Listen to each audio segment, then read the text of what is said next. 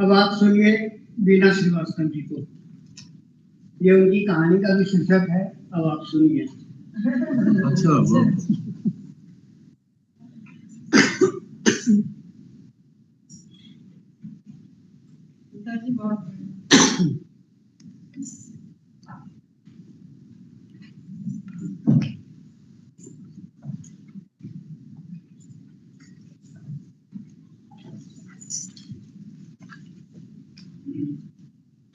सबको मेरा सादर प्रणाम।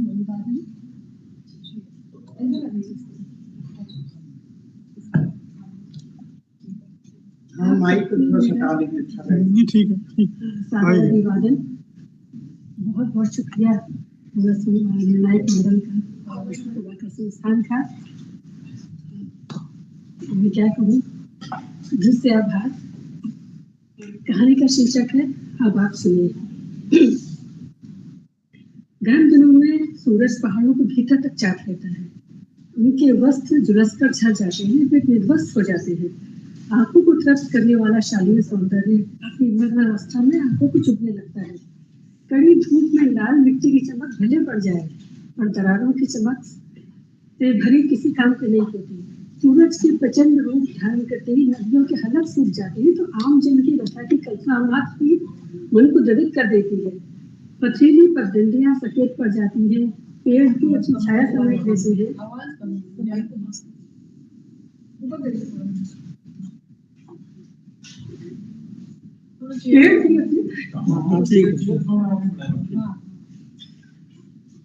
हम छोटे छोटे से यही होता है, ठीक होती ना तो अच्छा होता है। पेड़ की अपनी छाया समेट लेते हैं। ऐसे में गांवों को पानी पीने के लिए संघर्ष करना पड़ता है और महिलाएं दूर दराज तक पैदल चलकर पानी लाती है। लोहरदगा का छोटा सा गांव है मेरंडा। यही रहती है 27 वर्षीय मंजरी, अपने सपनों को सांसों के साथ जीने वाली युवती। उसकी आंखों में कमल नहीं खिलते, लेकिन चुआड़ी सी चमक के साथ वहाँ हमेशा पानी रहता है। 8वीं तक सरकारी स्कूल में पढ़ी, फिर कॉलेज की दूरी ने उसे प्राइवेट पढ़ाई की ओर धकेल दिया। सोशल वर्क में एमए किया, साथ ही अपनी खेती बाड़ी के साथ दूसरों की खेती में मजदूरी करती है। धान रोपनी और कटाई के समय मौसम में पढ़ाई रोक देती है। उसी से साल भर का खर्च निकलता है। बहन की पढ़ाई भी चलती है। उसकी सुबह चूल्हे से ऊर्जा लेकर उठती है और अगली रात सुबह के भरोसे सो जाती है। रिसर्च उसका सपना था, इसलिए एंट्रेंस और नेट की तैयारी कर रही थी। 7 साल में उसकी माँ उसे और छोटी बहन को छोड़कर चली गई थी। पिता ने दूसरी औरत बैठा दी, जो न घर संभालती ना बाहर काम करती। जल्दी 2 बेटे हो गए और घर का सारा काम मंजरी के कंधे पर आ गिरा। जब सौतेली माँ ने पढ़ाई से रोका तो मंजरी ने साफ कह दिया, ज्यादा जोर पड़ा तो मैं घर छोड़ देगी। उसके बाद विरोध चुप हो गया, क्योंकि घर की देखभाल करने वाली वही थी। इसी संघर्ष से निपटती मंजरी अपनी सहेली जुलिया के साथ केलों में पानी भरकर लौट रही थी। कुआं घर से दूर था, सूरज अभी सिर पर नहीं था, फिर भी उसकी गर्म सांसें इंसान की गति दोनों को चला रही थी। गर्मी का प्रकोप इतना कि पानी किसी डरे हुए बच्चे की तरह गहराई में सिमटता जा रहा था। यह केवल पानी भरने की यात्रा नहीं, बल्कि रोज रोज प्रकृति से किया जाने वाला मौन संवाद है कि हम अभी टिके हैं, उम्मीद अभी बाकी है। तभी धूल उड़ाती एक गाड़ी पास आकर रुकी। काला चश्मा लगाए युवती उतरी। क्या मैं आपसे बात कर सकती हूँ? मगर हम तो आपको नहीं जानते। मेरा नाम नंदिता है, आदिवासी महिलाओं पर सर्वे कर रही हूँ। आपकी मदद चाहिए, गांव की अन्य महिलाओं से बात करेंगे। घर पास ही है दीदी, वही चलिए, सबको बुला लूंगी। गाड़ी में बैठी। नहीं दीदी, हमें गाड़ी का आदत नहीं, वैसे भी ट्रेन भरे हैं, आप भी पैदल चलिए, वॉकिंग की वॉकिंग हो जाएगी और टॉकिंग भी। अरे वाह, आप तो इंग्लिश जानती है। जी, एमए किया है, नेट की तैयारी कर रहे हैं। फिर हल्की सी हंसी के साथ बोली, हम आदिवासी को आज भी जंगल का जंगली समझा जाता है, जबकि सच यह है पहले वाला समय बहुत अच्छा था। तब हमारे दिमाग में खरपतवार भी उगा था। विकास के नाम पर जो सोच आई है, उससे हमें समझने वाले कम और हम पर हंसने वाले ज्यादा है। अनिता से चुपचाप देख रही थी। ऐसे मत देखिए, यही सच है। आई एम सॉरी, आपको बुरा लगा, मेरा मतलब वो नहीं था। नहीं दीदी, ऐसा कुछ नहीं, अभी रांची में आदिवासी मेला देखा था। स्टॉल हमारे थे, देखने वाले ज्यादातर गैर आदिवासी। हम बारिश से बचने के लिए पत्तों से घुंघू और चुप्पू बनाते हैं, टोपी जैसी कैप। लोग उन्हें पहनकर सेल्फी लेते, हंसते। देखो, आदिवासी अब भी पत्तों की कैप लगाते हैं, लेकिन किसी ने खरीदा नहीं। बेचने वाली काकी बोली, आप लगा के बार बार देख रहे हो, घुंघू खराब जाएगी, किराया भी नहीं निकलेगा। लोग तरस खाकर 10 रुपए देने लगे। क्या ही जाएगा 10 में, किराया भी नहीं निकलेगा। दुख हुआ दीदी, हम आज भी जंगलों पर निर्भर हैं, खाने से लेकर घर तक। उन्हीं जंगलों को काट कर शहर बढ़ते हैं और हम पर हंसा जाता है। नंदिता एक तक सुनती रही। तब तक घर आ गया। घर के बाहर चटाई बिछी थी, माँ लेटी थी। मंजरी भीतर से प्लास्टिक की कुर्सी ले आई, सस्ती टिकाऊ हरा सर के साथ ही। आसपास की औरतें भी आ जुटी। पानी और लाल चाय के बाद मंजरी बोली, अब बताइए क्या जानना है। ललिता ने बैग से रिकॉर्डर, कैमरा, नोटपैड निकाले। बैग पर स्टिकर था, Adivasi woman research and empowerment centre. आपकी संस्था का नाम है? मंजरी ने पूछा। हाँ, मैं इसमें काम करती हूँ। आप पढ़ी लिखी हैं और काफी समझदार हैं, तो मैं अपनी रिपोर्ट आप पर फोकस रखूंगी। आपसे बहुत कुछ सीखने और समझने को मिलेगा। यहाँ पर हम सब समझदार हैं दीदी, वरना विपरीत परिस्थितियों में कैसे जीते। समझदारी के लिए स्कूल जरूरी नहीं होता। मंजरी का सोचना था। सच कहा, हमारी दादी नानी और उसके पहले के लोग तो स्कूल गए ही नहीं, लेकिन बच्चों की बेहतरीन परवरिश की। आप रोज उतनी दूर से पानी आती है, फिर नहाना, कपड़े धोना, सब कैसे होता है? शून्य में देखकर हल्की दर्द भरी मुस्कुराहट के साथ वो बोली, हमारा सच हमेशा कहा भी रहा। पर्यटकों की नजर में पहाड़ों की खूबसूरती, वहां के रहने वालों की परेशानी से कोई सी संबंध नहीं। आप सब पहाड़, जंगल, झरने निहार कर लौट जाते हैं और पीछे छोड़ जाते हैं खाली पैकेट्स, बोतल, सड़कों पर उलझी पन्नी और कचरे से पहाड़ों की गोद भर जाते हैं। गर्मी शुरू होते ही हम लोग बूंद बूंद को तरस जाते हैं। जानती हैं आप, सरकार ने पानी सप्लाई के लिए हमारे गांव में 2 नल लगवाए थे, लेकिन गर्मी की बात ही वो रकातों में चले जाते हैं। अब भला एसी कारों में घूमने और एसी ऑफिस में नाजों से पड़ी सरकार की नाजुक काया गर्मी से तपती खुले आकाश की गर्मी के नीचे धूल ढक्कन कैसे स्वस्थ रह सकती है? वो तो मुरझाई जाएगी ना। इसीलिए गर्मी शुरू होते नल ऐसा खुला गए, वो खुलकर हंसती है। फिर स्वरूप का कुआं भी सदियों से साथ में भागा आ रहा है। कपड़े कुएं पर ले आकर धोते हैं, सप्ताह में एक बार वही नहा लेते हैं। कुछ पलों की चुप्पी, फिर नंदिका ने रिकॉर्डर ऑन किया। आपका नाम? मंजरी उरांव। आप बड़ी हैं, तुम कहिए। सवाल शुरू हुए। पढ़ाई, जीविका, डिस्क्रिमिनेशन। मेरा मतलब डिस्क्रिमिनेशन हमें पता है, उसने टोका। अंग्रेजों ने रंग में फर्क किया और आज अपने लोग तो रंग के पत्ते गिनते हैं। यही तो होता है अब तक हमारे साथ, अब भी होता है। इसलिए अच्छी तरह समझते हैं दीदी। सॉरी, मुझे लगा तुम्हें पता नहीं होगा, मैं भूल गई तुम एजुकेटेड हो। सर्वे का टॉपिक है आदिवासी समाज में महिलाओं की बदलती दुनिया, उनके संघर्ष और सपनों का एथनोग्राफिक अध्ययन। पहले की जो सिचुएशंस थी जिसकी वजह से आंदोलन हुए और आज की जो स्थितियां हैं उनमें क्या अंतर आया? संघर्ष कम हुए, आज भी वही समस्याएं हैं, खासकर महिलाओं को लेकर। नंदिता ने पूछा, कैमरे की लाल बत्ती जली। मंजरी के भीतर दबा संसार जैसे शब्दों में बह निकला, सूखे कुएं से फूटती जलधारा की तरह। सते सहज ठहरे उत्तर। नंदिता ने चारों ओर देखा, दीवारों पर बच्चों की उंगलियों के निशान, सोनाई के रंग, चूल्हे की राख में छुपी आग, पशुओं और इंसानों की साजिश से उसके मुंह से निकला, यही है असली जीवन। बचपन की कोई याद मंजरी जिसे अब तक मिस करती हूँ? मंजरी मुस्काई, लेकिन मुस्कान का जवाब चढ़ भी नहीं पाया कि भागने से शांत कर। फोटो के थैले को सिमट गए, मुस्कान उल्टे पैर लौट गई। दादी के गीत, माँ का प्यार। अब क्या चाहती हो? मंजरी की नजर जंगल पर टिक गई। मैना डार का हर बच्चा पढ़े और हमारे जंगल जिंदा रहे। और शादी? जब जंगल बचेगा, बच्चे पढ़ेंगे, तब सोचूंगी।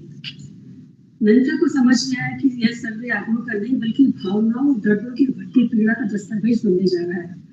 उसने अन्य महिलाओं से बात की, वहां के घरों, छप्परों, गाय भैंसों, बर्तन, बकरी, मिट्टी की मोटी दीवारें, जीवन के हर रंग को कैमरे में आंखों में बताया।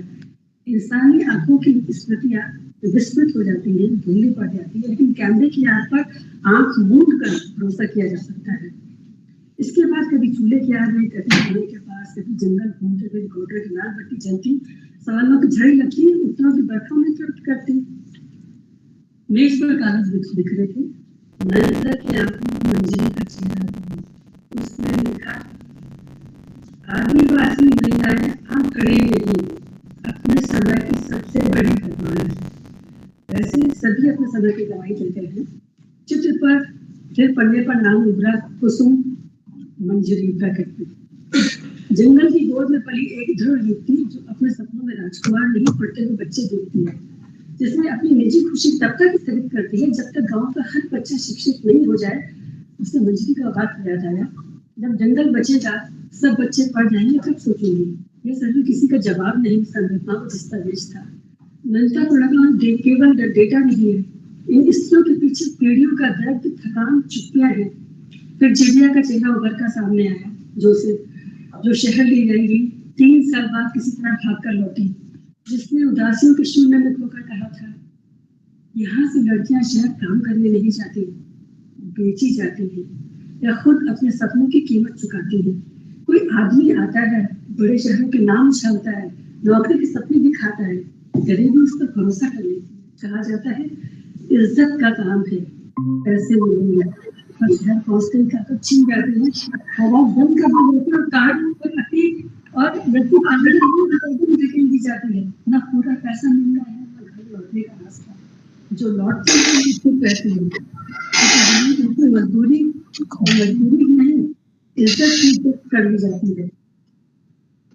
यहाँ मानव तस्वीर शरीर की नहीं, सपनों की और भरोसे की होती है।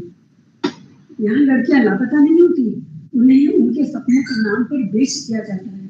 तो सपनों में इतना खो जाते हैं कि उन्हें समझ ही नहीं आता कि गरीबों को सपने देखने का अधिकार नहीं है। गरीबों की मर्जी नहीं होती, उनकी किस्मत में सिर्फ अमल करना लिखा होता है। उसकी कलम छिटकी, सपने सपने ही रहते ही बेहतर बनना में यथार्थ कहीं का नहीं छोड़ता।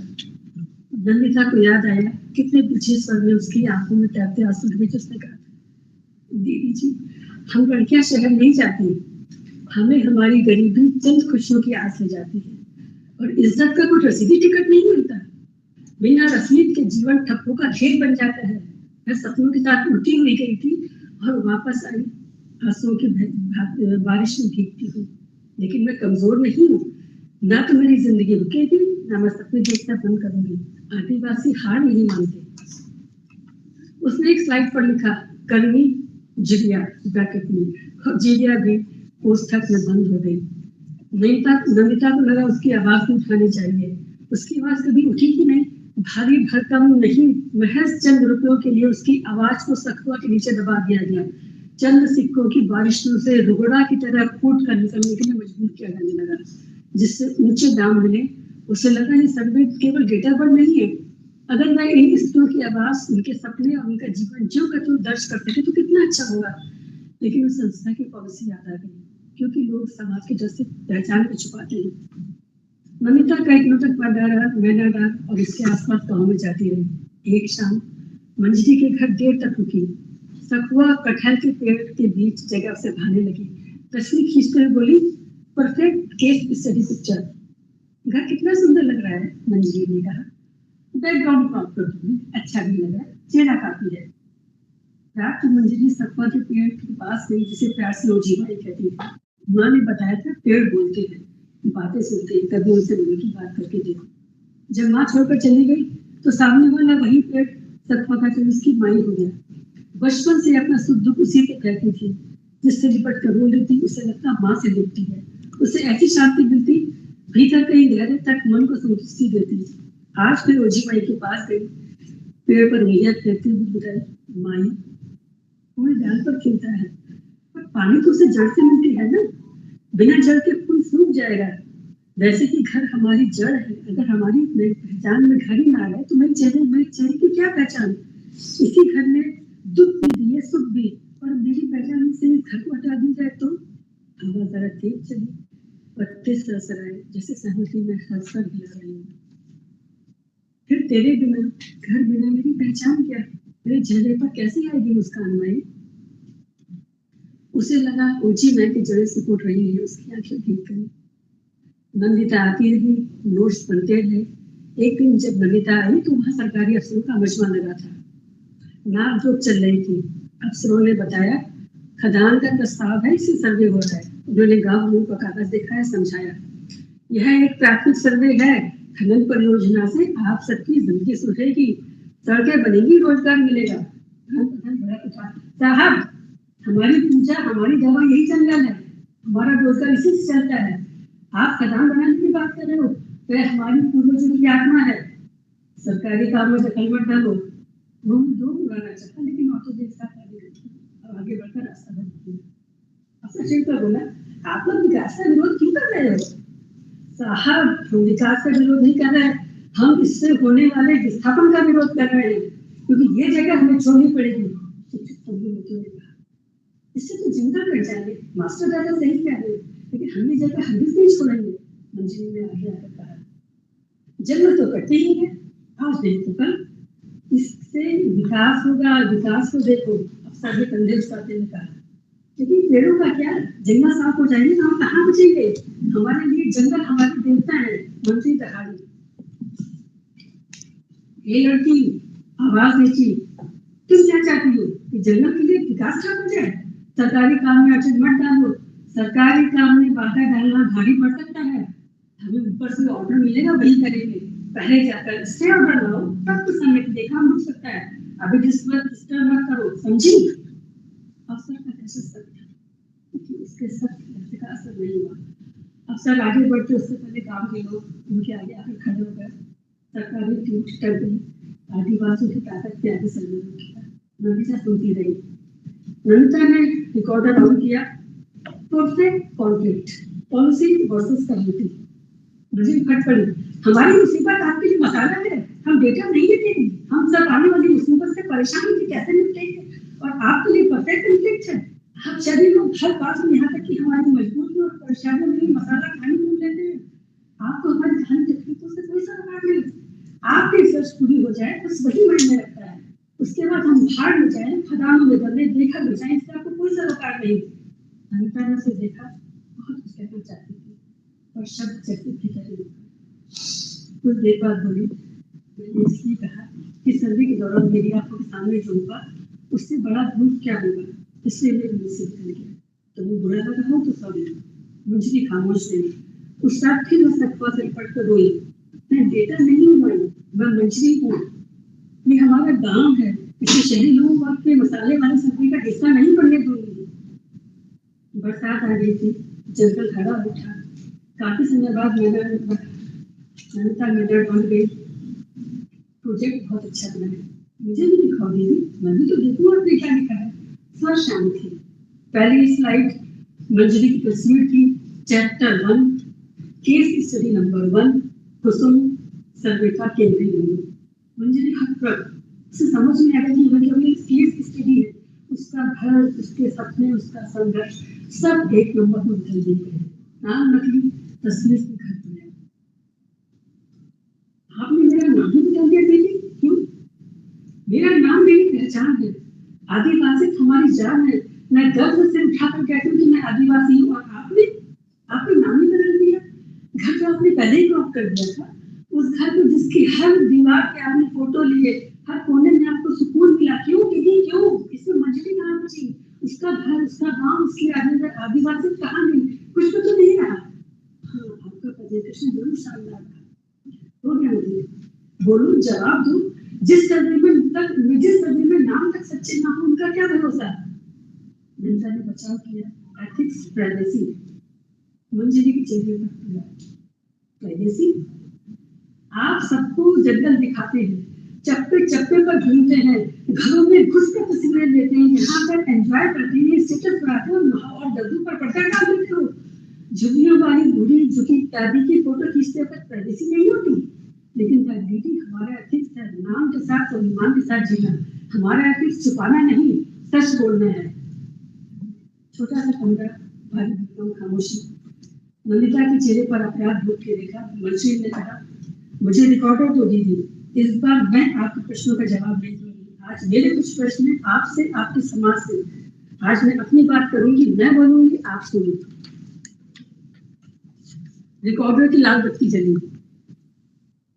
आप शहरी आदिवासियों से वास्तव में सहानुभूति नहीं करते। हमें समझना आपके लिए कभी जरूरी ही नहीं रहा। बस हम पर लिखकर आप नाम कमाना जानते हैं। आप सोशल मीडिया पर हमारी तस्वीरें साझा कर अपनी संवेदनशीलता का दिखावा करते हैं और फिर हंसकर कहते हैं ये है आदिवासी। आप अपने प्रोजेक्ट पूरे करने के लिए हमारा नाम, हमारा जीवन, हमारा संघर्ष इस्तेमाल करते हैं। हमें क्या मिलता है? केस स्टडी नंबर 1 और एक नकली नाम।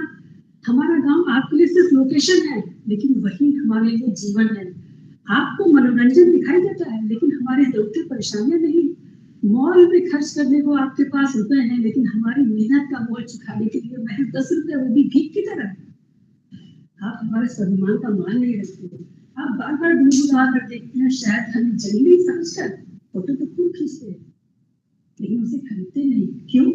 एक गुनगु बनाने में 1000 पत्ते तक लगते हैं, पता है आपको? जंगल से पत्ते तोड़ना, उन्हें सुखाना, सहेजना, शहर तक पहुंचाना महीनों की मेहनत है, पर हमें मिलते हैं सिर्फ कुछ सिक्के।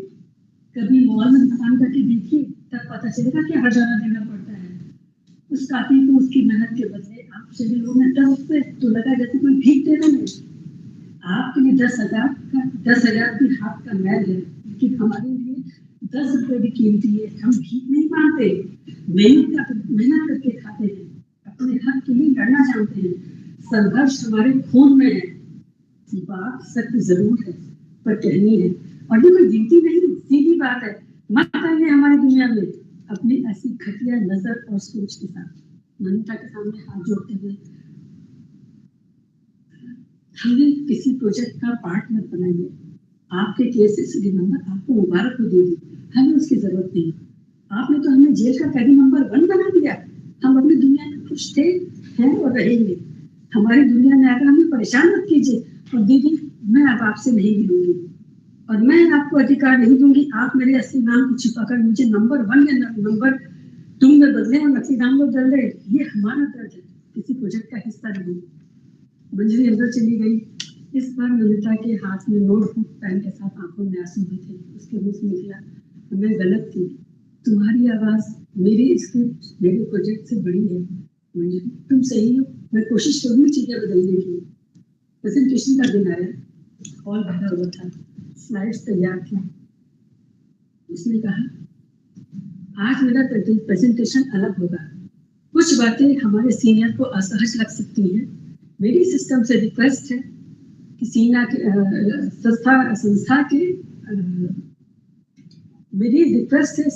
संस्था के सीनियर से मुझे उस पर अपना पक्ष रखने का मौका दिया जाए। समय के साथ बदलाव जरूरी है।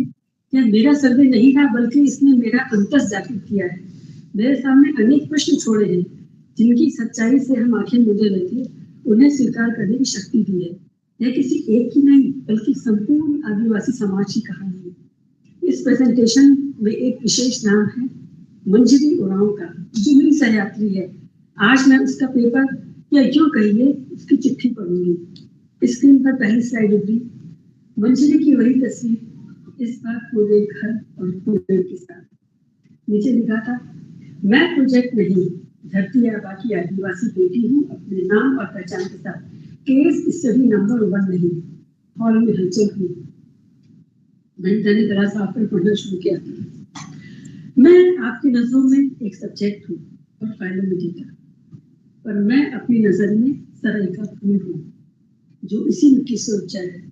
मैं जंगल की दहलीज पर खड़ी आदिवासी लड़की हूँ, जो जंगल जमीन की पूजा करती है, जिसके पांव अभी भी मिट्टी में सने हैं और सपनों में स्कूल की कच्ची फर्श पर बच्चे बैठे हैं। आप शहरों से आते हैं, हमारी तस्वीरें लेते हैं, हमारे आंसू सुनते हैं, हंसी भी नोटिस करते हैं, फिर हमें रिपोर्ट, पेपर, प्रेजेंटेशन में बदल देते हैं। इसे आप कहते हैं एथिक्स, मैं कहती हूँ सच। आप कहते हैं प्राइवेसी, मैं कहती हूँ मेरी पहचान। मैं ना तो नकली नाम हूँ, ना ही काल्पनिक पात्र। मैं जंगल की बेटी मंजरी हूँ, जो अपने पिता को बचाना चाहती है, जो गांव के हर बच्चे को शिक्षित देखना चाहती है। मेरी पहचान, मेरे नाम, मेरे घर, मेरी ऊंची माई से है। अगर आप मेरी कहानी लिखना चाहते हैं तो इन सबके साथ लिखिए। अगर आप मेरा नाम नहीं ले सकते, मेरा घर नहीं दिखा सकते, तो फिर मुझे छोड़ दीजिए। मुझे केस स्टडी मत बनाइए। हम आदिवासी क्लासरूम एग्जाम्पल नहीं है। हमारी जिंदगी आपके इंट्रोडक्शन और कंक्लूजन के बीच फंसी थ्योरी नहीं है। मंजरे उड़ाओ, यह मेरी पहचान है जो मुझे मेरी माँ ने दिया। यही नाम ओझी माई की जड़ों में गूंजता है। अगर मेरी कहानी लिखनी है तो नाम के साथ लिखिए। आपने मेरी फोटो ली लेकिन घर क्रॉप कर दिया क्योंकि आपके सर में कच्ची दीवारें, खतरनी छत, अच्छा बैकग्राउंड नहीं है। आपको मेरा चेहरा चाहिए, मेरी जड़ें नहीं। आप फूल दिखाना चाहते हैं, मिट्टी नहीं। मेरे दादू ने बताया फूल डाल पर खिलता है लेकिन सांसें उसे जड़ों से मिलती है। जड़ काट दो तो चेहरा जितना भी सुंदर हो हंस नहीं सकेगा। मेरी जड़ मेरा घर है, मेरा गांव, मेरा जंगल है। और मैं पिंक ऑफ साइलेंस। आपको जंगल सुंदर लगते हैं, आप कहते हैं सो ब्यूटीफुल, सो रॉ, सो ट्रैवल। आप इसे स्टेटस अपडेट करते हैं, शेयर करते हैं, देखो कितने सीधे भोले लोग हैं, कितना सुंदर जंगल है। लेकिन जब वही जंगल खदान की भेंट चढ़ता है तब आपकी भाषा बदल जाती है। वो डेवलपमेंट, प्रोग्रेस और अपॉर्चुनिटी बन जाता है। आपके प्रेजेंटेशन के लिए परफेक्ट कॉन्फ्लिक्ट है, पॉलिसी वर्सेस कम्युनिटी, एक अच्छा ऑथेंटिक चैप्टर। हमारे लिए ये देखा देने का कारण और सांसों का सवाल है। भविष्य में फेफड़ों में धूल भरने का दर्श झेलना होगा हमें। आपके प्रोजेक्ट पूरे हो जाते हैं, आपको डिग्री, तालियां, नया काम मिल जाता है। हमारे से क्या आता है? एक झूठा लोग कुसुमी, गीता, लता, कन्हैया, मनु हमारी तस्वीर से हमारे घर क्रॉप कर देते हो ताकि कल आप उसे हटा दें तो सबूत भी ना रहे कि वहां कोई घर था। खामोशी बरकरार। ध्यान से सुन लीजिए, मैं डेटा नहीं हूँ। मेरे दर्द को एग्जाम्पल और जिंदगी का चॉकलेट बनाइए। मेरी कहानी फुटनोट नहीं है।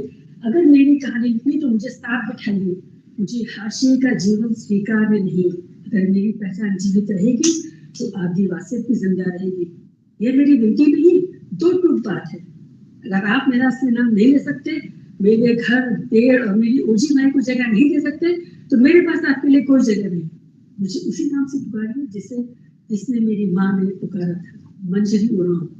जब हम खुद अपनी आवाज है, इसलिए जो लोग हमारे दुख, हमारी लड़ाई, हमारी दुनिया को सिर्फ अपने पेपर, थीसिस, प्रोजेक्ट के लिए इस्तेमाल करना चाहते हैं, उससे हाथ जोड़कर कहती हूँ, अगर आप हमें वास्तविक रूप में स्वीकार नहीं कर सकते तो मत छापिए।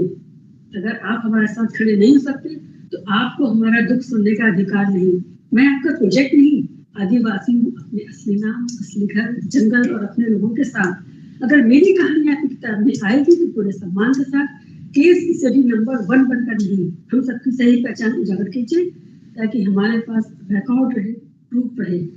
किताब छपी, शीर्षक था प्रोजेक्ट नहीं आवाज। कबर पर मंजरी का घर था, वो भी अनब्लॉक।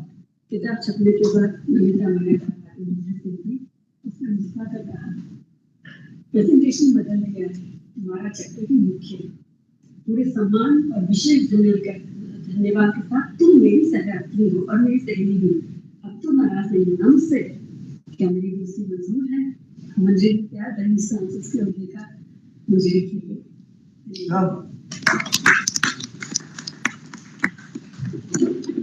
बहुत बहुत बधाई आपको। और ये भी एक बात है कि मैं देखता हूँ कि झारखंड में आदिवासी लेखक अपनी दर्द को तो लिखते ही हैं, लेकिन कुछ गैर आदिवासी लेखकों ने भी बहुत अच्छा लिखा, जिसकी एक उदाहरण आज मैं वैसे वहाँ से नहीं हूँ, मैं यूपी से हूँ, लखनऊ से, लेकिन 17-18 साल से वहीं रह रही हूँ। कुछ और भी रिसर्च कर रही हूँ, तो मैं काफी समय आदिवासी के बहुत इंटीरियर में, गाँव में बहुत लगा रहता है जाना।